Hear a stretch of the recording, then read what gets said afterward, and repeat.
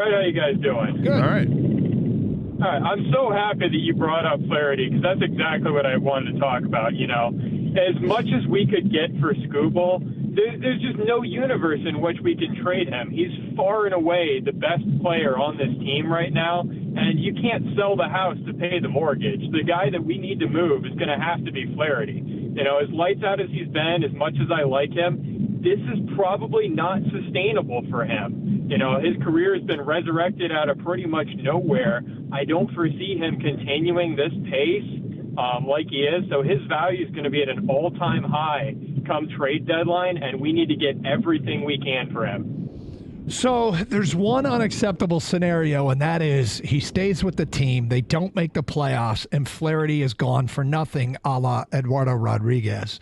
I don't think that's going to happen because Scott Harris, at this point, I don't think of him as incompetent, nor do I think of him as dumb. And so he is going to force the issue after what happened last year. He is going to make sure that that doesn't happen again.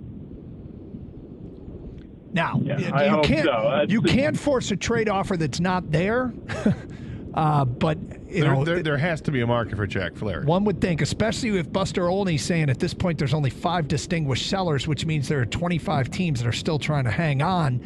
So again, it's very difficult to imagine there not being a market for him. No, I can't see it at all. It's undeniable that come trade deadline, there's going to be a team that's in strong playoff contention, has one of their starting pitchers out for the remainder of the season, and they need a lockdown guy to fill that slot and go on a postseason run. They're going to be our buyer, and that's who we need to look for come time of the trade deadline. JD, thank you for the phone call, 248-539-9797. His next start is going to be awfully important, right? Because they get a couple extra days off. They had the day off with today, and he had some time. Last Thursday was a day off as well. So with those extra days off, they're pushing him back in the rotation.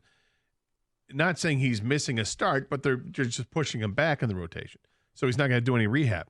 That next start feels like it's awfully important for him to show that he's healthy. Big picture thinking. Yeah. Yep. And to continue doing that. And as we get closer and closer to the trade deadline, it's going to get more defined which teams are really looking to add. Yeah, that number of 5 defined sellers right now, according to Olney, that's going to be 6 and 7 and 8 eventually.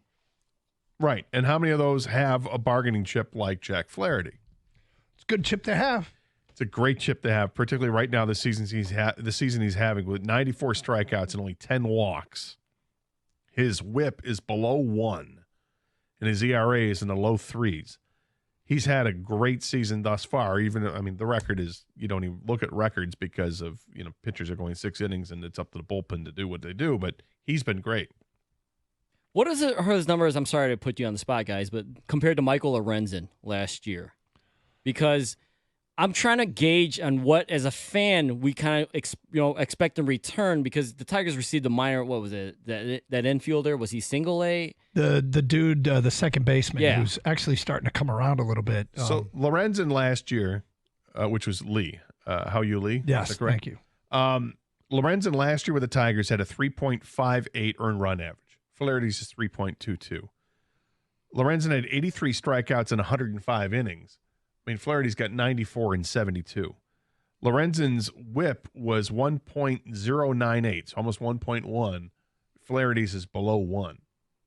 So Flaherty is way better than what Lorenzen was last year. And Lorenzen got them, as you mentioned, Hao-Yu Lee, who is at this point at Double-A, which is important to one of our previous callers. At Double-A, he's hitting .279 with an .863 OPS, 10 home runs, 37 RBI in 52 games. So he's done a real nice job as of late. He's really kind of picked it up over the last month or so. Somebody, one of the minor league follows we have on Twitter, posted some numbers on him and some analysis of how he's getting better defensively. Still not a stud defensively, but this guy, careful. He's at Double-A, Doug. What can you talk about? I don't want to do a ton of a minor league discussion. But the thing is, but that's who they got last year. So that's and so are we expecting? This is a Scott Harris deal, right? You put him on the spot again. Get us something. If you're going to trade this guy, get us something in return because the Avila trades got nothing.